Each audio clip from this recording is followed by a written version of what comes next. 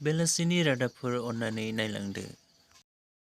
गोजोन खौरां, जाय फरायसुलिफोरानो देग्लायनि हायार सेकेन्डारिखौ फार्स्ट डिभिजनाव पास खालामनो हादों आरो जाय फरायसुलाफोरा देग्लायनि हायार सेकेन्डारि आनजादखौ 75% लानानै पास खालामनो हादों बिथांमोननि थाखाय आसाम सोरखारा बुंखानाय बायदियै गाबोन बिसोरनि स्कुटिफोरखौ राननानै होनाय जासिगोन। बेखौ गाबोन गुवाहाटीनि खानापारा भेटेनारि कलेज गेलेग्रा फोथाराव 2 बाजिनिफ्राय राननानै होनाय जागोन होननानै रादाब मोननाय जादों। गासै 35,800 फरायसुला फरायसुलिफोरनो बे स्कुटिफोरखौ राननानै होगोन होननानै बुंदों। बेखायनो गाबोन 2022 मायथाइनि 30 अक्ट' नबेम्बर खालि साफ्रोमबो फरायसालिफोर जायफोरा फार्स्ट डिभिजन खालामनो हादोंमोन आरो जायफोर फरायसुला 75% एबा बेनि गोजौआव मार्क्स मोननो हादों नोंथांमोना बे स्कुटिखौ लायनो हासिगोन होननानै मोनथिहोनाय जादों।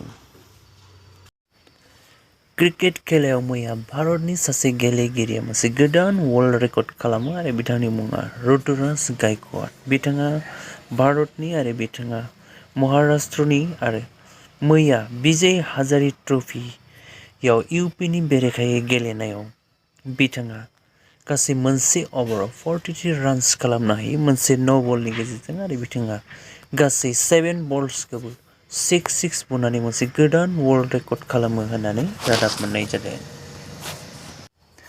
बे गेलेनाया इउपि आरो महाराष्ट्रनि गेजेराव जादोंमोन क्वार्टार फाइनाल विजय हाजारी ट्रफि आरो बे गेलेनाया नरेन्द्र मदि स्टेडियामाव जादोंमोन। मैया बिथां ऋतुराज गायकवाडआ गासै 159 बलाव हारसिङैनो 220 रान्स खालामदोंमोन होननानै मोनथिनाय जादों आरो बिथांनि बे अभाराव शिव सिं बिथाङा स्पिन बल खालामदोंमोन होननानै मोनथिनाय जादों।